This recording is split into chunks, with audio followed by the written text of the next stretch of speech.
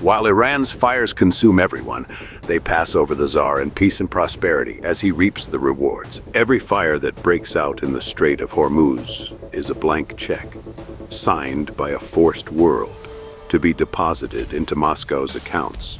The bitter truth that Washington tries to hide is that the war the West intended as a noose for Putin's neck has turned into a lifebuoy. But the most dangerous game isn't played in Tehran. Its results appear in the skies of Ukraine. Every Patriot missile fired to stop a drone in the Middle East is a gap that opens immediately in the heart of the Ukrainian front. Forget everything you heard on the news, and let's tell you the story that everyone ignores. While the world counts missiles flying back and forth, there is a man in the Kremlin watching something completely different. The numbers jumping and the profits flowing into his coffers.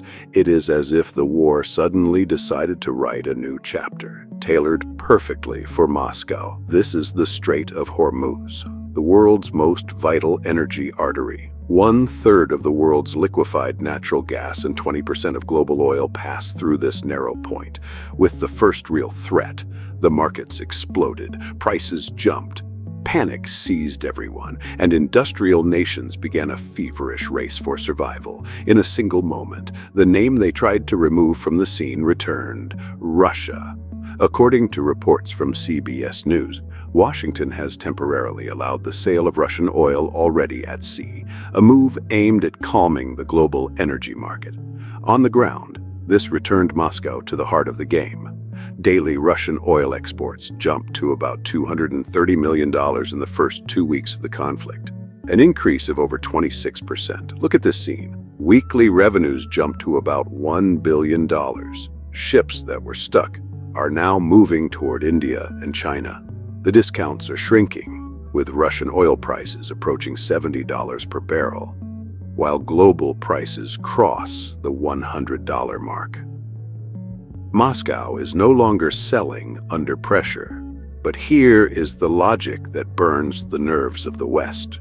Europe, which tried to stay away from Moscow, now finds itself in a volatile market with rising prices. Meanwhile, Russia redirects its exports to Asia, building a more profitable network, less affected by Western pressure. The bear is dancing on the ropes of the crisis.